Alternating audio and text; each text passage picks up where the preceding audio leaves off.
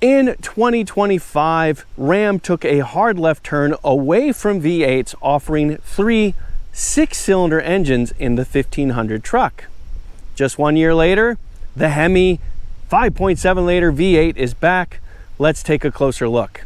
In many ways, not much has changed since 2024. The main difference in 2025 was the lack of V8s, and the main change for 2026 is that the V8 is back. And we're going to look at it in just a moment, but a couple things to check out. First of all, it is a low-speed hybrid, a mild hybrid setup, so it is an e-torque motor. And you know if it's a V8 because of this Ram logo right here. Pretty clever. But there it is, e-torque right there. HEMI 5.7 liter V8 right there. With all its V8 roaring glory, we get 395 horsepower and 410 pound-feet of torque. We've got plenty of space in this big engine bay of the Ram for the V8, and it just looks at home there. But ironically enough, this engine makes less power and less torque than the standard Hurricane engine, let alone the Hurricane high output. And while this is a great V8, it's not as smooth as the inline 6-cylinder. So there's a bit of irony in this. The main thing that this V8 brings is sound. A sound that cannot be repeated, really. And we have to say tradition as well. And while practically speaking, there's no real reason for this V8, I have to say that I myself am happy to see it back because it does sound really good and it does feel really good. And there is one other thing, because it's not turbocharged, it is a naturally aspirated engine. It is a nice linear and smooth buildup of power, and I really appreciate that as well. But now, looking at the truck and profile, you can see that it's largely the same as before. This limited trim is not the highest trim anymore. We now have the tungsten, but this is a very well-equipped trim, and it has a lot of nice features. First of all, we have this nice chrome strip that runs across the doors right here.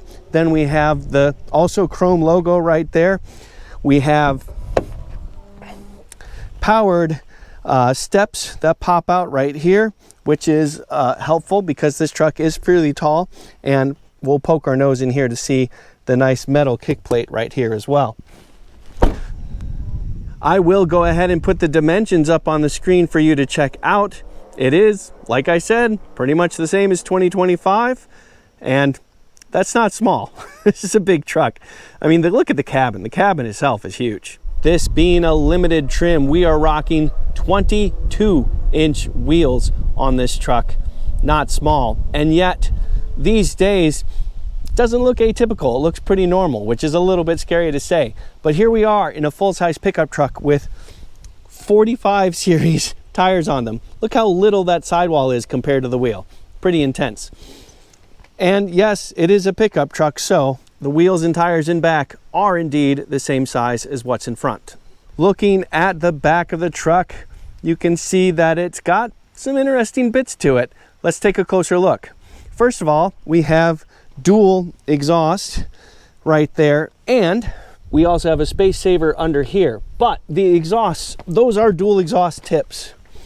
If you get ahead of the rear axle, you can see that it is one muffler that splits right there, right over the pumpkin of the rear diff right there. We also have this little step right here that pops out to make it easy to climb up and get to the back of your nice and big bed here. That's easy to look at and easy to collect rain as well.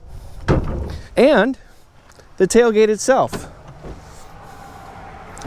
opens like a regular tailgate, but instead go down instead of up, and just this side opens up like that to open like a door to give you easy access to what's in the bed without having the tailgate in your way. And yes, this one does open separately as well, so it's almost like French doors on a pickup truck. The pickup bed itself does have AC power right here.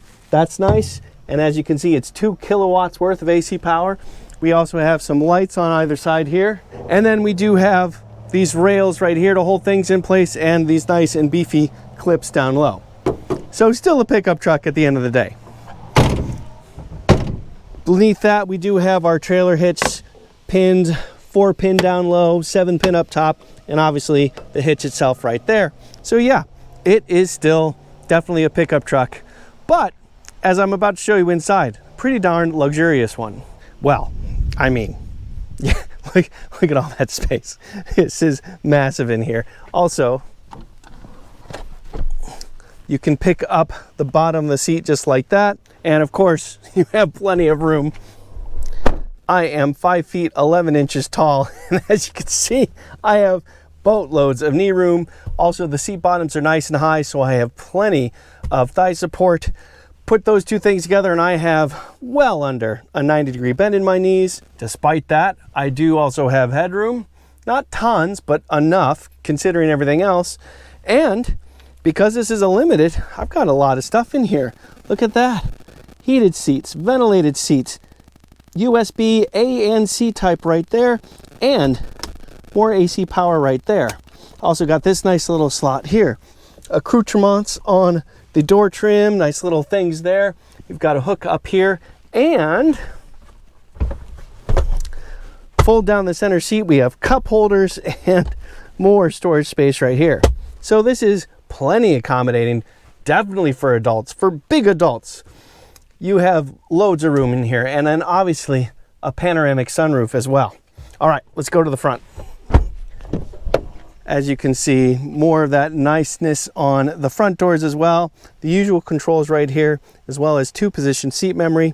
We do have several controls to the left of the steering, including the lights, the parking brake, and adjustable pedals. That's nice. We do, of course, have power seats and a lot of adjustments there. I am running out of time, unfortunately, so I'll go through this quickly. We have a fully digital instrument cluster, a vertically mounted or portrait mounted center display right here. Of course, we've got a lot more comforts built into this, as well as 2 wireless smartphone chargers here, several more USB, both A and C ports right here, and even an HDMI cable. Pull this back. We've got more storage right here with built-in coin holders, and we have cup holders right here being used, and a lot more center storage right here. Look at that. Push button start is right here. And there is the digital instrument cluster lit up and the portrait mounted center display lit up, and you can see where we are.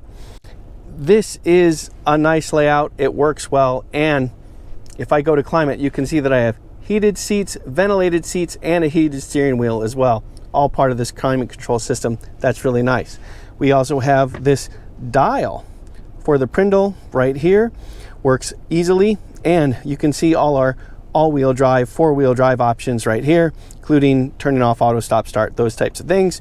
We do have a gain setup for setting up a trailer and trailer steering. So there's a lot of technology in this truck as well. Looking up, here are the controls for the panoramic moonroof, and for drive modes, they're actually right on the steering right here. So I can push here, and you see that I have several different drive modes, and they do have real effects to the way the powertrain behaves. So there you have it, the 2026 HEMI powered Ram 1500 truck.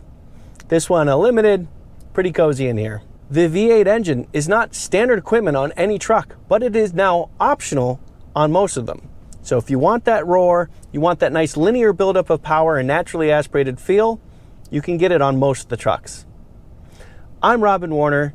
Thank you very much for watching.